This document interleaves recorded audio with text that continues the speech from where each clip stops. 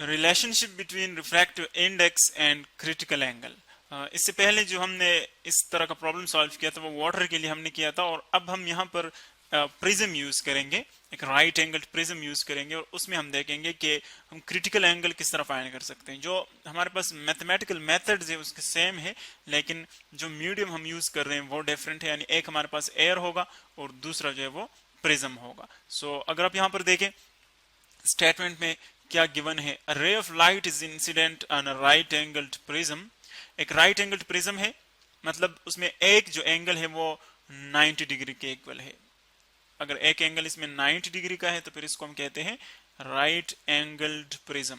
You हम बना सकते हैं, यानी ये आपको उस प्रिज्म का एक फेस नजर आ रहा है। जब आप उसको इस फेस से देखेंगे तो आपको प्रिज्म इस तरह नजर आएगा, यू राइट एंगल प्रिज्म। आप देख रहे हैं कि ये जो एंगल है ये वाला, दिस इज 90 डिग्री। सो जब एक एंगल इसमें 90 डिग्री हो तो फिर हम कहेंगे कि ये हमारे पास है राइट एंगल्ड प्रिज्म।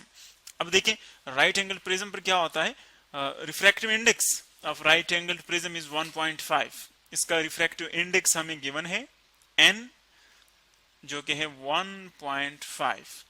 और रिफ्रैक्टिव इंडेक्स हमने पहले पढ़ा था कि हमें मुख्तलिफ क्वांटिटीज के बारे में बताता है। पहले तो यह है कि लाइट रे जो है वो इसके अंदर जब एंटर होती है तो उसकी बेंडिंग कितनी होती है, उसकी अमाउंट हमें बताता है कि अपने डायरेक्शन से कितना वो डायरेक्शन चेंज कर लेता है अपने ओरिजिनल डायरेक्शन से।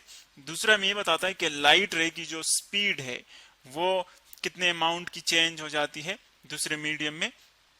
और अगर हम देखें तो यहाँ पर जो रिफ्रैक्टिव इंडेक्स है 1.5, इसका मतलब आप दोनों तरह से एक्सप्लेन कर सकते हैं। बेंडिंग की मदद से भी इसको एक्सप्लेन कर सकते हैं, यानी कितना एंगल उसका चेंज हो जाता है, और इसको आप स्पीड्स की मदद से भी एक्सप्लेन कर सकते हैं कि उसका लाइट का जो स्पीड है लाइट रे का वो कितने टाइम्स उसमें चेंज हो जाता है, उसमें वेरिएशन कितना आता है। सो ये उसका गिवन है रिफ्रैक्टिव इंडेक्स 1.5। और फिर क्या कहते हैं, calculate critical angle for prism. इसके लिए अपने क्रिटिकल एंगल फाइंड करना है when total internal reflection occurs as the ray enters back into the air. यानी लाइट रे है वो कंसीडर कर ले, आप एक लाइट रे कंसीडर कर ले।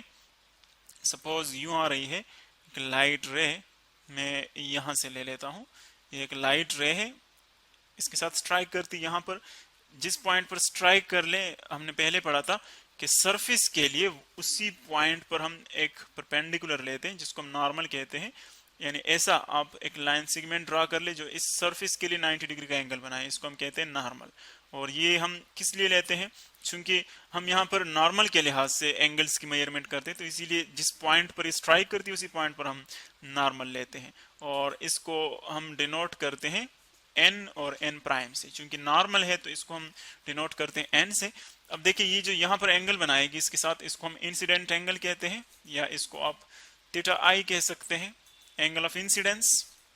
जब ये इंटर होती है ये रे इस दूसरी मीडियम में, देखिए एयर से जा रही है और प्रिज्म में एंटर हो रही है, ये है एयर, यहाँ पर जो मीडियम है एयर में आ रही है ये रे, और प्रिज्म में एंटर होती है। और प्रिज्म का जो मीडियम है वो यहाँ पर हमें गिवन है, वो किस चीज से बना है, ग्लास से बना है।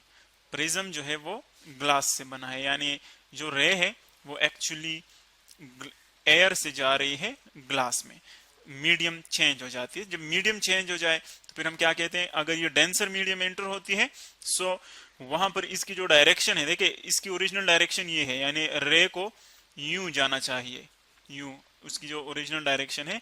लेकिन जब ये इस मीडियम में एंटर होती है तो ये अपनी डायरेक्शन चेंज कर लेती है, यूं बेंड हो जाती है। लेकिन किस डायरेक्शन में बेंड हो जाती है, नॉर्मल की तरफ।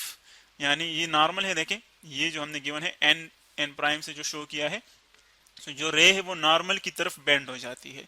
अब देखिए जब ये नॉर्मल की तरफ बेंड हो जाती है तो यहाँ पर जो एंगल बनेगी उसको हम क्या कहते हैं, एंगल ऑफ रिफ्रैक्शन। यानी इसमें ये एक एंगल बन गई एंगल ऑफ रिफ्रैक्शन, जब वो एयर से जाएगी इस प्रिज्म में।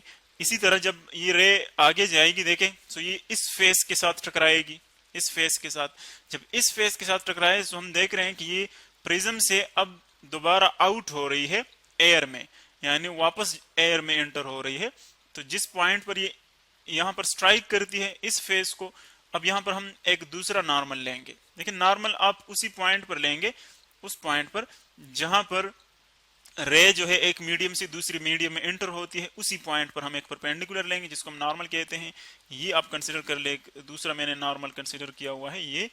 अब देखें ये जाएगी डेंसर से रेयर में, पहले एयर से ग्लास में चली गई, अब ग्लास से एयर में जाएगी। सो यहाँ पर जो रिफ्रैक्शन था एयर से डेंसर में वो टुवर्ड्स द नॉर्मल था, और यहाँ पर जो रिफ्रैक्शन होगा वो अवे फ्रॉम द नॉर्मल होगा, यानी नॉर्मल से दूर हट जाएगी, उसका डायरेक्शन उससे दूर जो है हट जाएगा इस नॉर्मल से। सो हम यहाँ पर टोटल इंटरनल रिफ्लेक्शन की बात कर रहे थे। जब ये अगर ये इंसिडेंट रे हम इतना रखें, ये जो इंसिडेंट रे है, सॉरी ये इंसिडेंट रे नॉर्मल के साथ हम लेते हैं। सो ये जो इंसिडेंट रे है जो नॉर्मल के साथ ये बनाती है, अगर ये एक खास हद तक हम इंक्रीज कर लें, सो जो रिफ्रैक्टेड रे है जो एयर में जाती है वो इस बिल्कुल इस सरफेस के पैरेलल रिफ्लेक्ट हो जाती है, यानी जो ये सरफेस है जो इस एयर और ग्लास प्रिज्म के दरमियान सरफेस है, बाउंड्री है, बिल्कुल उसके पैरेलल ये रिफ्रैक्ट हो जाती है। तो जब इस तरह का रिफ्रैक्शन हो जाए तो यहाँ पर एक एंगल बनता है, एंगल ऑफ इंसिडेंस, उसको फिर हम क्या कहते हैं, क्रिटिकल एंगल। यानी सिंपली अब यूं कह सकते हैं कि क्रिटिकल एंगल वो एंगल है जिसके लिए एंगल ऑफ रिफ्रैक्शन 90 डिग्री के इक्वल हो जाए। देखिए 90 डिग्री के इक्वल है, बिल्कुल इसके परपेंडिकुलर, नॉर्मल के परपेंडिकुलर ये रिफ्रैक्ट हो रही है। सो जब ये एंगल 90 का हो, सो उसके लिए जो एंगल ऑफ इंसिडेंस होगा वो क्रिटिकल एंगल होगा। अब यहाँ पर जो एंगल बनेगा एंगल ऑफ इंसिडेंस, ये इसको हम क्रिटिकल एंगल कहते हैं और इसको हम सी से डिनोट करते हैं। सो हमारे पास प्रॉब्लम जो है वो इसी पॉइंट के ऊपर है कि जो एन है, एन रिफ्रैक्टिव इंडेक्स, वो हमें गिवन है 1.5 और हमने क्या फाइंड करना है, क्रिटिकल एंगल, कि इस प्रिज्म के लिए क्रिटिकल एंगल क्या होगा ग्लास के लिए, वो हम फाइंड करेंगे सी। देखिए इसका एक हमारे पास बहुत सिंपल मैथमेटिकल एक्सप्रेशन है और उसको हम यूं लिख सकते हैं, जो मैथमेटिकल एक्सप्रेशन है n is equal to n, जो रिफ्रैक्टिव इंडेक्स है that is equal to 1 over sine of critical angle या साइन सी। और अगर आपने सी फाइंड करना है तो जस्ट इन दोनों को रिप्लेस कर ले ताकि ये इक्वेशन जो है और भी सिंपल हो जाए। साइन सी को यहां पर ले आए, एन को यहां पर ले जाए, सो ये इक्वेशन बन जाएगा साइन सी जो है हमारे पास यू बन जाएगा, इसको हम सिंपली लिख ले साइन सी, यानी sine of critical angle is equal to 1 over N. अब n की वैल्यू हमें गिवन है तो जस्ट इसमें आप वैल्यूज पुट कर लें। 1 ओवर n जो है वो 1.5 है, n 1.5 है।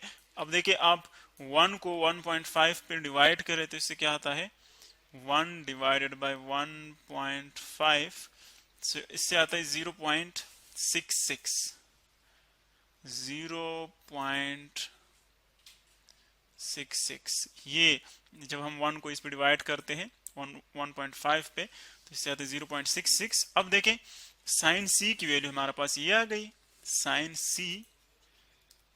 सी इज इक्वल टू 0.66। अब चूंकि हमने सी फाइंड करना है, सी को फाइंड करना है तो इस साइन पे डिवाइड कर लें, या साइन को आप सिंपली वैसे डायरेक्टली यहां पर ले आ सकते हैं। जब आप इसको यहां पर ले आते हैं, देखिए यहां पर इसका पावर क्या है, +1 है। सो यहां पर आकर क्या हो जाएगा -1, इनवर्स बन जाएगा।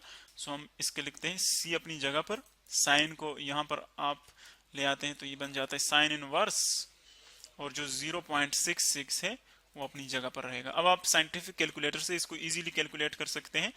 जस्ट आप 0.66 का साइन इनवर्स ले लें, यानी साइन इनवर्स क्लिक कर लें और फिर 0.66 और फिर इक्वालिटी का साइन, तो आपके पास जो आंसर है इसका ग्लास के लिए क्रिटिकल एंगल वो आ जाएगा 41.8 डिग्रीज। या अगर हम अप्रॉक्सीमेट आंसर लेना चाहें तो हम 42 भी लिख सकते हैं। यानी ग्लास के लिए जो क्रिटिकल एंगल है वो हम आमतौर पर 42 लेते हैं, और जो इसकी एग्जैक्ट वैल्यू हमारे पास वो आती है 41.8 डिग्रीज। यानी अगर इंसिडेंट रे जो है, इंसिडेंट एंगल ऑफ इंसिडेंस वो इतनी हो तो फिर जो रिफ्रैक्टेड एंगल होगी वो नॉर्मल के साथ 90 डिग्री का एंगल बनाएगी।